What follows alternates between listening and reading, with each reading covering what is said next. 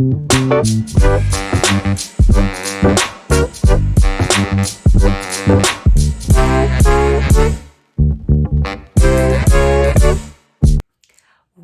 up, kittens? Welcome back to another Operation Unbothered. Thank you for choosing to spend your time here with me, exploring this multidimensional experience. It's a journey, it's illuminating, it's a process of reorganizing and recognizing oneself and nourishing the soul while on the journey of awakening from one's spiritual amnesia. If you share a physical possession, you do divide its ownership, but if you share an idea, you do not lessen it. All of it is still yours, although all of it has been given away. Further, if the person to whom you give it accepts it as his, he reinforces it in your mind and thus increases it. A Course in Miracles. During today's YouTube live stream of Mountain Life Calvary Chapel Sunday service, Pastor Nate Morris shared the symbolism of the biblical story Shadrach, Meshach, and Abednego.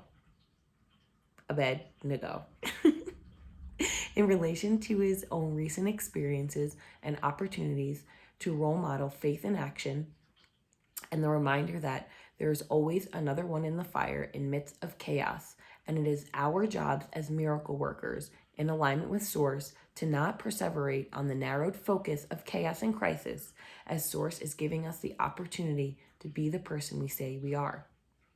Recently, Pastor Nate experienced a mountain bike accident that has him currently recovering from and healing through this experience. Reflecting on his own experience, as he is currently in his own manifestation of physical, mental, spiritual, and emotional recovery, and gaining stamina to assimilate back into his role as lead pastor. He used this biblical story of Shadrach, Meshach, and Abednego as a reminder of how to remain unbothered and remain in alignment with one's purpose, values, and divine knowing that nothing wrong has happened. That even when the floor is metaphorically on fire, and even if so are the walls, nothing wrong has happened. Everything is neutral, and it is the reaction of the perceived experience that provide the learning lessons and blessings based on the focus of oneself to Source, the secular, or the disassociation. It is through these moments that provide the learning lessons related to this game of life, to this secular dimension, to this awakening back to the unity of the sonship. Shadrach, Meshach, and Abednego refused to worship what they considered a false god, and due to both their places in society and the subjective analysis of others in the town, aka gossiping, all three men were sentenced to be thrown into a fiery furnace that the king requested to be 7 times hotter than normal, for the king to prove a point that anyone who did not obey his secular rules would be subjected to punishment, and in this case, death. In numerology, the number 7 represents the combination of conscious and subconscious thinking that allows the mind, the number 7, to shine a light into the very deepest realms to access hidden truths. Unbothered by the king's secular rules, the 3 responded that despite the overall outcome of being thrown in the fiery furnace, they were remaining faithful and obedient to the divine knowing that whatever Source had planned for their outcome, it was meant to be.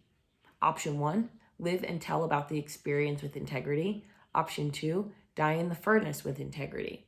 Option 3, which ended up being the outcome of the story, was option 1 with a heavy dose of the Holy Spirit. Daniel 3 verse 25 says, "He answered and said, Lo, I see 4 men loose, walking in the midst of the fire, and they have no hurt, and the form of the 4th is like the Son of God."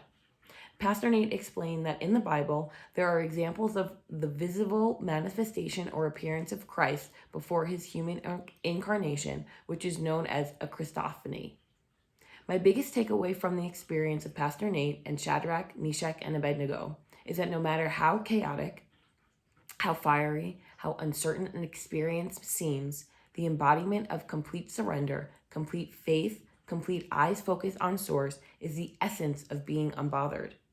Being unbothered because as a miracle worker, acting from a place of love, having the knowing that the purpose of these bodysuits is to remember who we are in unity with all other fragments of souls having a human experience, the intention of acting, moving, speaking, allowing Source to work through me is for the purpose of being a divine instrument to awaken the souls assigned to me to activate and illuminate their lights for the purpose of pollinating to the souls that they are also assigned to, and doing the same thing, activating their illumination of alignment with Source. Sometimes this is done through grandiose manifestations, and sometimes this is done through death, crisis, and rock bottoms. No matter what, Source will do what is needed to be done to support the activation of as many souls as possible to continue expanding exponentially the sonship in unity of being miracle workers and harmonized to right-mindedness that we are all fractions of the same Source and are all brothers. It is the duty of a miracle worker to remain faithful, to remain unbothered, and remain in divine connection to receive the instructions of what to do in obedience to fulfill one's purpose. As Robin Robbins says, make your mess your message. And today's sermon exemplified that. Being in alignment with one's highest frequency is a continuous opportunity to be the person one says that they are.